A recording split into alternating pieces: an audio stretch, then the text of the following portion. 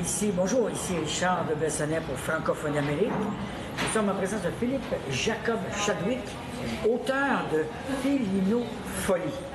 Alors là, d'emblée, il faut nous dire, qu'est-ce que c'est que la félinopholie? La félinopholie, je dirais que c'est la folie des chats. Moi, je l'avais caractérisé dans le livre, c'était comme une dégénérescence de l'instinct maternel qui nous amène à être aussi gaga en face d'un chat qu'on pourrait l'être en face d'un bébé. OK. Fait que, mettons, en termes précis, c'est une aliénation affective qui nous pousse à la folie. Ah oui. Un exemple? Ben, l'exemple le plus classique, mais on pourrait voir comment on change notre ton de voix quand on s'adresse à un chat. On se met à leur parler comme. C'est comme si c'était des petits-enfants. Ça, c'est très léger, mais ça peut aller loin, la félinopholie, des symptômes assez graves. Comme on parle toujours de la madame qui est comme la folle là, au chat, qui a 12 chats, qui est toute seule. Fait qu'elle, je dirais qu'elle est atteinte de félinophilie sévère. Félinophilie, ça veut dire aussi l'amour des chats. Ouais. Est-ce qu'il y a une petite nuance là? Parce que la folie, on va beaucoup plus loin. Là. C'est ça, au fond, la différence. Ben, c'est un peu ça, en fait, je dirais comme un des thèmes du livre, c'est l'amour et la folie. Comment l'amour peut nous rendre fous. Comment. C'est discerner, c'est quoi cette chose-là? Est-ce qu'on peut parler ici d'un roman psychologique? Vraiment? Parce qu'il y a des analyses des sentiments, est-ce qu'on peut en parler? Oui, je pense que ce serait une belle façon de le présenter. Il y a beaucoup de contenu, même si la trame est quand même assez légère. On parle d'une histoire d'amour, on prend le cliché de l'amour romantique, mais on explore en fait, on va dans des zones d'ombre, puis on essaie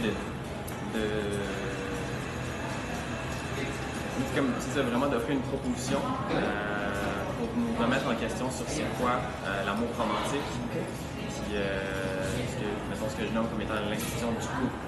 Justement, parlons-en ça. On a là, dans 3 personnages. Il y a le chat, il y a Yann, et puis il y a Elisabeth. Alors, racontez-nous un peu ces 3 personnages, comment interagissent-ils dans ce roman-là? Mais mettons, le pitch que je fais, c'est que c'est l'histoire de Yann qui adopte un chaton dans l'espoir de sauver son couple. La face, c'est que sa copine elle tombe en amour avec le chat. Plutôt qu'avec lui. Fait que là, lui, il se sent délaissé. Ah, d'accord. Puis il va devenir jaloux au chat. D'accord. Puis là, ça va nous entraîner dans une espèce de... On est très sérieux ici, c'est pas du tout un livre pour les enfants, c'est vraiment un truc d'adulte, là. Vraiment, le chat joue un rôle, finalement, d'un adulte, quasiment là-dedans.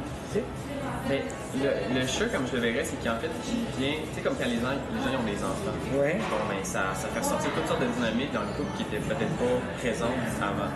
Fait que là, on utilise le chat comme étant le bébé. D'accord. Puis, en quoi souvent, c'est assez commun que les gens, les couples ne survivent pas à la parentalité. C'est vrai. Ouais. Parce que, c'est sûr que c'est un chat, il y a une petite légèreté, il y a une teinte d'humour, il y a une teinte d'ironie. C'est vraiment ça. Il y a beaucoup d'ironie et d'humour qui est absurde. Parlons des attributs des chats. Le premier, je pense, qui vous touche, c'est celui de la grâce. Qu'est-ce que c'est que la grâce d'un chat? Mais tu sais... On est proche de l'humain, là, quelque part, on va dire. Tu as mentionné plutôt, dans le fond, par rapport aux femmes, à la féminité. Oui. Puis moi, il y a quelque chose qui m'émeut quand j'observe un chat se déplacer, que ce soit les chats à la maison ou quand on observe les documentaires, tu vois les grands félins, quelque chose de gracieux, quelque chose de royal, il y a quelque chose de sensuel, il y a quelque chose, pour moi, de l'ordre tantrique. Puis, j'essaie de le définir. Peut-être nous dire un peu ce que c'est le tantrique pour les gens qui ne connaisseraient pas. C'est que c'est chargé de vie. Oui. C'est une essence qui est chargée de vie, puis de la façon qu'il se déplace, qu'il se meurt, ça dégage une énergie. C'est comme si ça ouvre un portail sur une dimension de notre sensibilité que parfois, en tant qu'humain, on perd un peu, on devient plus monotone. Oui. Mais quand tu regardes un chat marcher, c'est toujours on dirait. C'est ça. De l'ordre d'une présence. Un autre attribut, c'est l'intelligence. très particulière des chats. Ouais. On peut en parler? Oui. C'est ce qu'on disait tantôt par rapport à l'intelligence émotionnelle aussi. Oui. Puis en quoi les chats sont très sensibles, puis ils peuvent comme capter tout ce qu'on ressent. Puis aussi le rôle, c'est quoi leur rôle en tant que chat domestique, tu sais. Oui. Il y a l'apaisement là-dedans, entre autres. Oui, on parlait. Ouais. C'est une amie qui m'avait dit ça, ce qu'ils font, c'est qu'ils nettoient à quelque part, là, tu sais. Ils absorbent l'énergie, puis ils la transmettent. C'est des transmetteurs d'énergie. Puis ils font ça, dans le fond, comme c'est leur travail. Nous, on les nourrit. Oui. Puis en échange, eux, ils transmettent l'énergie, puis ils sont là pour nous soutenir au niveau émotionnel, puis aussi nous offrir des reflets. Parce que ça, c'est quelque chose que je suis atteint de pédophilie quand même assez sévèrement. Je l'admets. On va écrire un livre sur les chats. Ça va aussi. Un livre de 375 pages. 375 pages à l'entour de l'adoption d'un chaton, c'est pas pire. Mais si tu commences à leur parler, à les traiter comme des êtres intelligents, tu vas voir, on peut observer toute la profondeur de l'intelligence, puis à quel point ils communiquent avec nous sans arrêt. Puis eux, leur but en fait, c'est des êtres d'amour inconditionnel. Ils veulent nous amener dans cette dimension. Qu'on soit bien, qu'on soit heureux, parce que quand on est heureux et qu'on est bien, ben on est plus disponible pour prendre soin d'eux. Fait qu'il y a comme un échange qui se produit. Là, vous venez de parler d'amour inconditionnel, mais en même temps, la réputation du chat par rapport au chien, c'est d'être très indépendant. C'est quand même une contradiction un peu, non? Comment je l'interprète? C'est le chat, il est souverain. Il est souverain, d'accord. J'aime bien le mot. Il est souverain. Puis, c'est des animaux qui sont territoriaux. Et tu habites chez eux. Donc, c'est eux les maîtres de la maison. Ah bon, d'accord. C'est leur territoire que nous, on habite. Oui. Fait que du moment qu'on reconnaît ça, puis qu'on les honore comme les souverains, puis qu'on est capable de ne pas se les approprier comme si c'était nos possessions. D'accord. Là, tout d'un coup, ils vont être beaucoup moins indépendants. Okay. Souvent, les chats, ils se maintiennent à distance parce que nous, on les manipule comme si c'était des poupées, whatever, ou on les traite comme si c'était des êtres qui n'étaient pas pleinement intelligents. Okay. Fait que moi, c'est mon expérience. Les chats sont loin d'être indépendants dans la maison. Les chats, je sais pas la définition de l'indépendance. Tout à l'heure, on a mentionné l'idée que Yann était un terme que tu utilisais, dissocié, et que le chat, il réagissait à ça. Tu nous en parles de ça? En fait, c'est ça. La trame, un peu, c'est que le personnage principal, Yann, c'est un jeune homme, un étudiant en psychologie qui est vraiment dissocié. Il n'est pas en connexion avec ses émotions. Il y a des blessures profondes qui l'empêchent d'être en contact avec son cœur, puis de se laisser attendrir. Fait que là, le rôle du chaton, de par son innocence, de par son appel constant à revenir à cette tendresse-là, finit par faire fondre la carapace du personnage Yann. Puis c'est comme graduel que ça se produit à travers le roman. Fait que puis tu vois la lutte intérieure qui se produit entre l'espèce de masculinité qui veut, qui est plus dur, puis comme le cœur qui commence à s'attendre. Et le personnage féminin, Elisabeth, on parlait?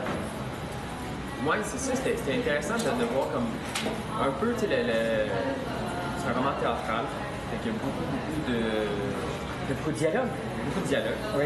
Puis il y a un petit côté caricatural, satirique. OK.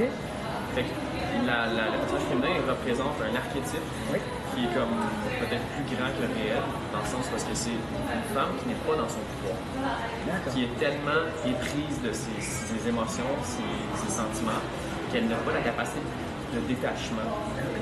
Puis ça l'entraîne à agir de façon complètement irrationnelle et parfois hystérique. Fait que là, on se retrouve avec deux personnages qui sont très typés, très à l'opposé, le masculin qui est dissocié, puis la femme qui est comme limite hystérique. Avec beaucoup d'humour. Dépendante affective aussi. Dépendante affective, c'est ça que je trouve intéressant. Puis cette dépendance-là, puis l'amène à un peu devenir esclave de son amour. Comment guillemets, parce que je pense pas que l'amour peut nous rendre esclaves, Mais dans le contexte de l'histoire, c'est un peu ça. Fait que, je trouve ça intéressant de voir ces deux personnages-là qui sont souffrants, amoureux, fous, passionnés, qui souffrent de cette. Parce que moi, je l'interprète comme étant une incompréhension de ce que c'est l'amour vraiment. D'accord. Ouais. Okay. Est-ce qu'à un moment donné, on peut ressentir à travers eux, on parlait tout à l'heure du sentiment océanique, ce moment de suspension du temps et de l'espace, tout ça? Il y a quelques moments dans le livre, c'est des scènes qui sont, mettons, des pics dramatiques, des moments où c'est des moments de contemplation avec la nature, parce que les personnages se retrouvent tout d'un coup à avoir une réalisation profonde. Ils rentrent en communion. Puis c'est des scènes qui sont proches du sentiment océanique. Ouais, je pense que c'est dépendamment du lecteur. D'accord. Ouais. Okay. On a indiqué aussi que c'est pas un livre pour les jeunes, donc est-ce qu'on peut dire que c'est 18 ans et plus? Et pour quelle raison? Je pense que la première version, il aurait fallu la placer dans les 18 ans et plus. D'accord. Mais ça a été adouci, ça a été poétisé. Il y a des scènes d'amour, mais c'est pas cru, c'est pas brutal, c'est pas... On l'a réécrit plus dans la sensualité. D'accord. Fait que moi, je dirais plus 14-15 ans et plus.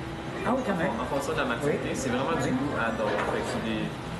Je pense que c'est des thématiques qui pourraient toucher les jeunes gens qui commencent à s'intéresser aux relations et à l'amour. Ouais. Ouais, mais... En terminant, je vais vous demander de nous lire un petit passage qui vous a touché, qui va nous aider à comprendre mieux ce que vous ressentez dans l'écriture de ce livre. Okay. Je vous laisse avec cette lecture. Okay. Je vais juste commencer par vous montrer ah ben allez-y, montez-la la caméra. La petite photo de Chuchu, qui est ma chère. Puis en fait, le passage que j'ai choisi, c'est une pièce de théâtre, c'est un chapitre qui est écrit sous forme de pièce de théâtre. C'est le chant musical. Fait que, on présente les personnages, puis après ça le lieu. Donc, Salon des Bourguignons. Bourguignon, c'est le nom du personnage principal. Pièce familiale avec au fond une immense fenêtre cathédrale. Scène première. Tous les personnages sont assis en tenue sec et discutent à l'exception de Marvin qui est étendu au centre du groupe et ronronne puissamment. Puis là, c'est la famille, en fait, qui joue à la chaise musicale, mais c'est le chat musical. Et ce qui est absurde dans cette scène-là, dans cette pièce-là, c'est que quand on est éliminé, il faut se garrocher par la fenêtre. Donc, littéralement, se suicider. C'est un rêve qui vire au cauchemar. Il y a un passage que j'aime beaucoup. C'est Yann qui s'indigne parce qu'il dit que c'est un chat narcissique. Arrêtez de le regarder, il va se taire. Parce que le chat, du moment qu'on le regarde, il se met à ronronner. Fait que, bref. Ben, c'est parfait. Ouais. Je vous remercie, merci beaucoup de nous avoir suivis. C'est Richard Le Bessonnet pour Francophonie Amérique. Et vous trouverez sur cette vidéo, en bas de page, d'autres éléments, des détails concernant le livre de M. Jacob Chadwick, Philippe de son prénom. À bientôt. Merci beaucoup. Merci Richard. À bientôt. Merci.